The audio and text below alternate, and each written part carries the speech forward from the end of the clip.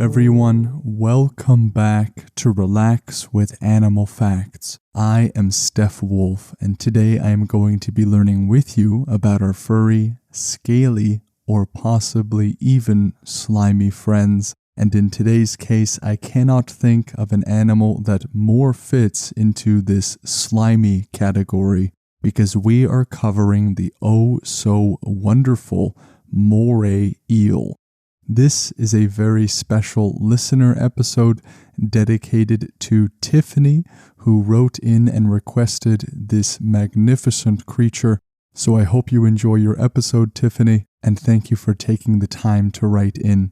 If you want to learn about a creature that you find interesting and also would like your very own podcast episode, you can do so by sending a message to Relax with Animal Facts on Instagram, or by going to relaxwithanimalfacts.com and clicking on the Animal Request tab, or you can send an email to relaxwithanimalfacts@gmail.com. And before I say where I got my facts from, if you love the show and want more of it, the Patreon page Relax with Animal Facts has 2 series currently going on right now, and these series include exclusive episodes of mythical creatures and extinct creatures. So if you want to learn about the dodo, the mammoth, or the griffin, you can go to the Patreon that is linked in the description, or just search up patreon.com/relaxwithanimalfacts. All of the resources used in this episode are in the description or the show notes. So if you would like to explore more about the Moray Eel or about any other creature, be sure to explore those to your heart's content. And now we are going to begin to slow down just a little bit. I want all of you to notice maybe where you are carrying some tension. The most commonly held places of tension are in the shoulders or in the head. But for you, it might be in the hands, as it always is for me. It might be in the legs. Who knows? Everyone is truly different in this way. But there is one thing that is for sure, and it is that we do not need all of that tension where we are going. And so I encourage you to, right alongside me, try to relax those parts of your body and simply allow your mind to join me on this journey. Today we are strapping on our scuba gear because we are going to be diving down deep into the tropical waters where the Moray Eel resides.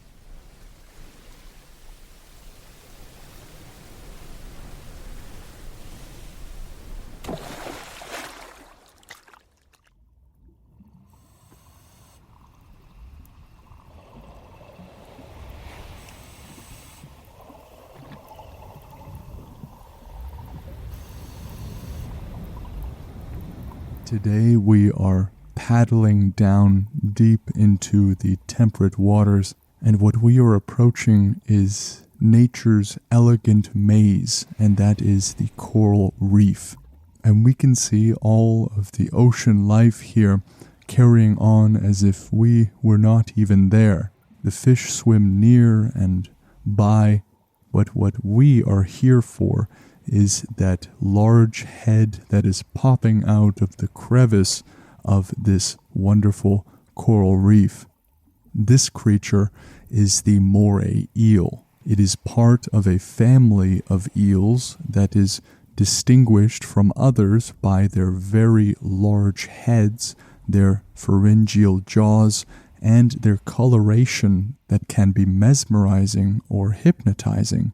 We will get into all of those facts in just a second, but we want to be just a little bit more general here at the top. The Moray eel is any of 80 or more species of eels that comprise the family Murainidae. These eels will be in nearly all tropical and subtropical areas where they will be living among reefs and rocks, which they most gladly proclaim as home. Now, what distinguishes them from afar may be that very large head and maybe those gaping wide jaws, but they also differ in having small rounded gill openings, and they will in general lack pectoral fins. Pectoral is an antonym, or really the opposite of dorsal. So if a dorsal fin is on the back of a creature, the pectoral fin is on the front of the creature, and this is something that the moray eel generally lacks. The reason we could call this creature a slimy friend of ours is because their skin is very smooth, scaleless, and very thick. But right now, all that we can see is their head outside of this coral reef. Their very large head may be in view, but we have no idea what is going on deeper in that maze of the coral reef. But I have a good feeling that we will find out soon enough. The moray eel has a mouth that is very wide and jaws that are equipped with teeth that are strong and sharp, allowing them to hunt very efficiently, to seize and not only seize but hold on to their prey. Once their prey is in their jaws, it is fairly unlikely that they will be able to get out. Now, while today this moray eel does not even know that we are here, in general, moray eels attack humans only when they are disturbed. But the goal is, of course, to not disturb them at all. So if you were, in real life, to go on some kind of cruise or catamaran and you had an opportunity to scuba dive, getting up very close and personal with the moray eel is not a very good idea. But as we are fluttering about here, they can look maybe even a bit silly. I've read somewhere that the moray eel always looks as if they have just told a joke and are waiting for a reaction. Perhaps they have told some really awful dad joke and their mouths are wide, gaping open, just waiting to see what the response will be. I'm quite sure that many of us have undergone this tragedy, and the moray eel simply replicates the face of that sinister father who has cracked a bad joke. The most deadly form of this joke is when you say that you are hungry, and the response you are given is, "Hi hungry, I'm dad," in which ensues a silence that is all-encompassing, and the eel certainly captures that expression. But moving on, the moray eel certainly looks dangerous because of their constant posture of having these exposed mouth and teeth. But this action is not actually a hostile one. They do this because this is the way that they breathe. Their mouth is gaped to allow this process to happen, and unlike us where we can normally breathe through our nose, the moray eel does not have this option. While at rest, they will constantly open and close their jaws. It is common for many other fish to have these bony gill covers that are on their sides, and by constantly opening and shutting these, water is forced over the internal gill chamber, which allows the creature to breathe.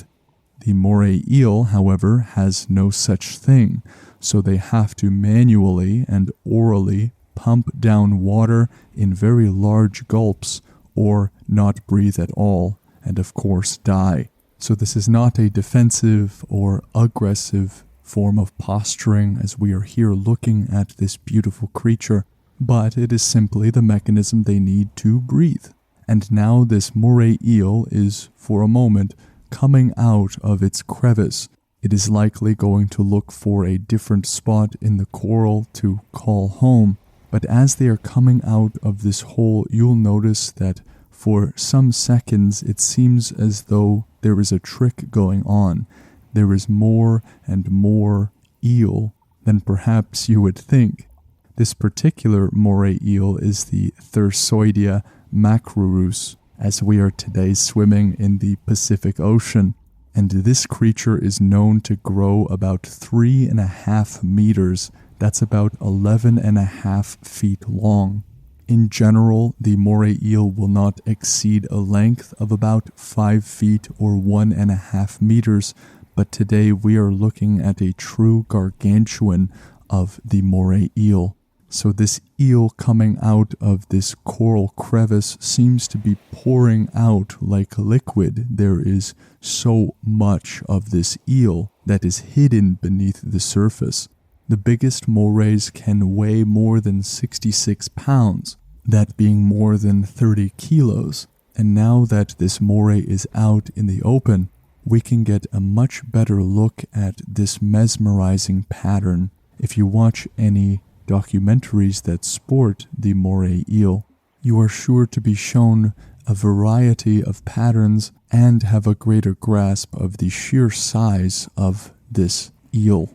There are spotted morays, green, zebra, honeycomb, snowflake, and many other patterns and colors that the moray eel sports.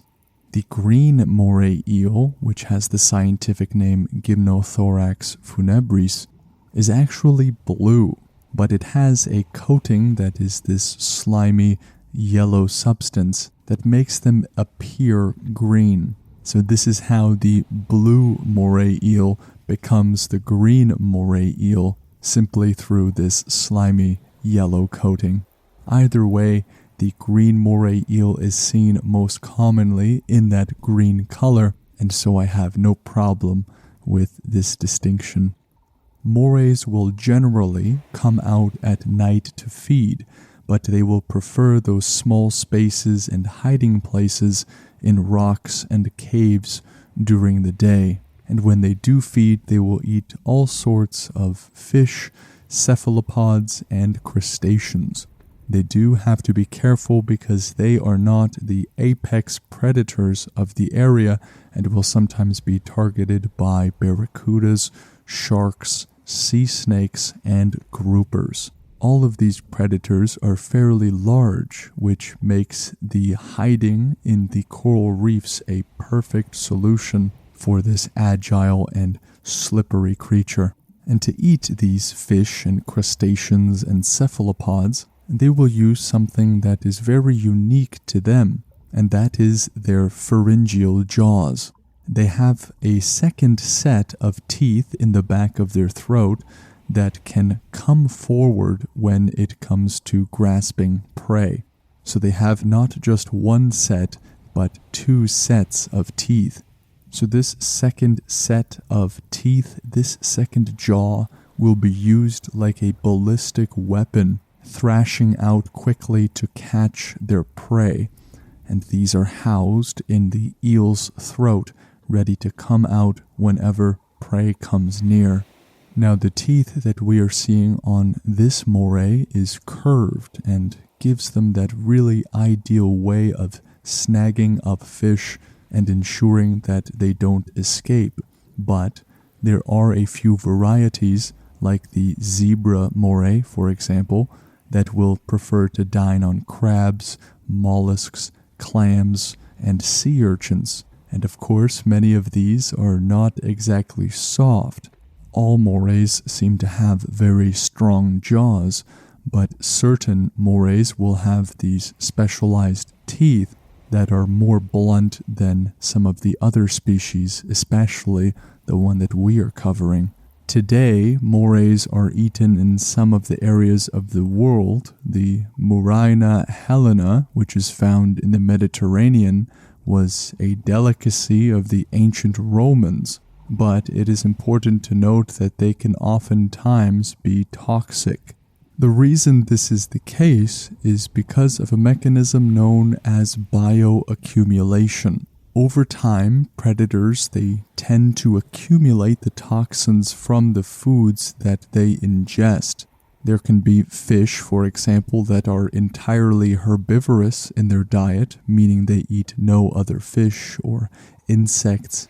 But these strictly herbivorous fish can accumulate toxins from the algae that they eat.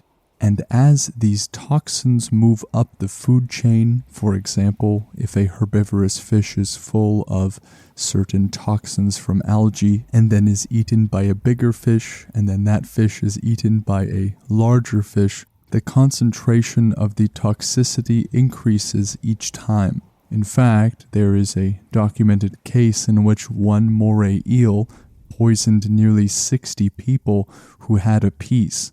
So while the ancient Romans seemed to cultivate these Moray eels as a delicacy, it is mostly best to stay away. Moray eels in general tend to enjoy their alone time. They don't tend to share their space very well and will even attack members of the same species if provoked. But there are times in which there is an amazing interaction between the Moray eel and another fish. That other fish is a grouper. Sometimes giant morays will join forces with another predator, and oftentimes it is with that specific grouper fish. The grouper will invite this moray out onto their special planned hunting trip. It seems as though the way they come to this agreement is through a series of head shakes being initiated by the grouper. Their hunting pattern will be one in which they get into a formation. The grouper will take the high ground with the moray staying pretty low and near those craggy reefs to be able to maneuver through if the prey gets away from the grouper. So with the grouper at the top and the moray eel lower down, it makes it tremendously difficult for these smaller fish to hide. It is beneficial because at least one of them will get a meal. This is a kind of symbiotic relationship. From the root words that we have learned already on the show, maybe we could break that down. That root word sym, sim, is a prefix that is usually attached to things that are done in the same way, are done in unison or together. And biotic comes from bios, which means life. So we see this cooperation happening between living species. And what makes symbiotic relationships so great in nature is that they benefit both of the creatures. This is in stark contrast to a different sort of relationship that is known as parasitic. This is where one creature will reap benefits at the other's expense. But in the case of the grouper and the giant moray, they have no problem joining forces, and all it takes is a simple few head shakes and the hunt is on. Now we are going to go to the last few facts of the episode, which regard the name Moray Eel. Where does it come from, or what does it mean? We're first going to break down that word eel. It is a word that is not specific to the Moray eel. There are many other species, and so I think it is a good one to cover. The difficulty here with this word is that after going through transformations of Proto-Germanic, Old Frisian, Middle Dutch, Old Saxon, all the way back to Old Norse, we end up hitting a dead end. This word is of an entirely unknown origin as of today. But what we do know is that it was used figuratively for slipperiness from at least the 1520s. Language can be just as slippery as the word eel implies. Language goes through natural progressions, and sometimes there is not enough extant evidence to be able to piece all of those transformations together. And in the case of the name eel, we have no idea. And then we go to the word moray. Moray refers to a tropical eel-like fish from as early as the 1620s.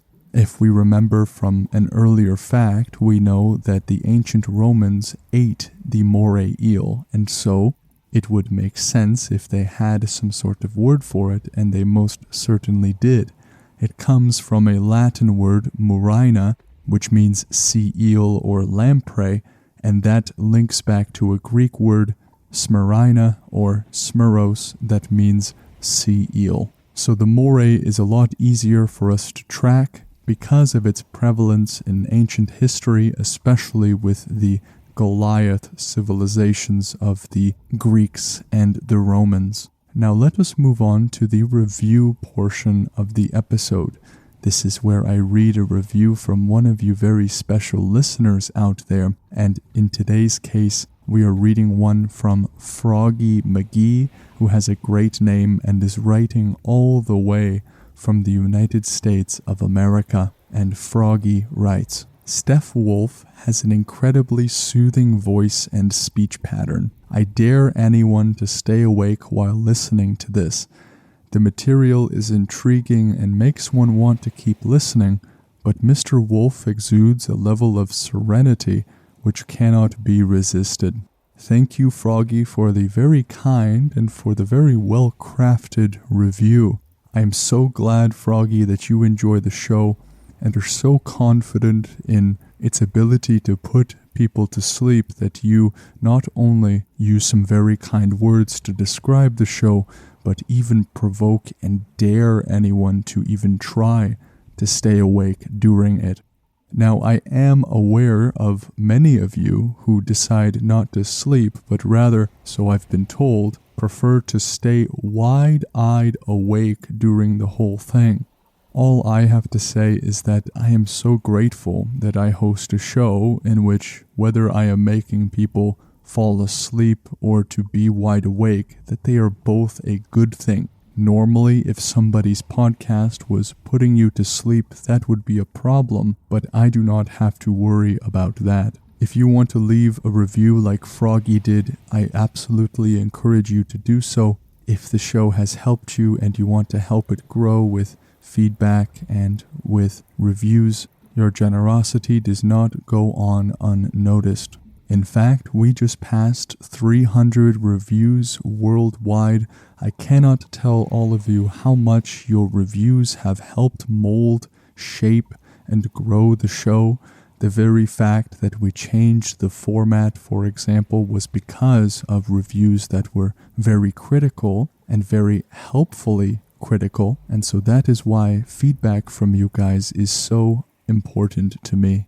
If you wish to continue maybe in these very waters to see a creature that we don't see anymore, that being the megalodon, the Patreon page Relax with Animal Facts has a bunch of exclusive episodes that are only available to patrons, including episodes of an extinct animal miniseries, mythical creatures such as the griffin and maybe even the unicorn. You can get access to all of these while supporting the show with any amount, and for all of your support, I am very grateful.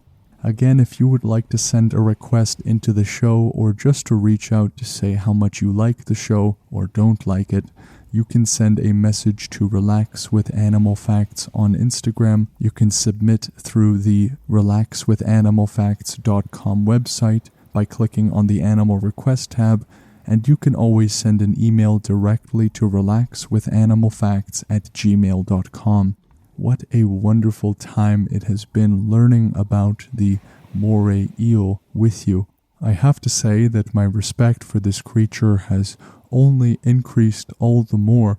It is possible that you had not heard of the Moray Eel before this episode, but I hope it prompts you to learn more and to really dive deep into maybe a lot of other sea creatures that are lurking around and just awaiting your discovery. I hope that you will all join me on the next podcast episode with the next animal.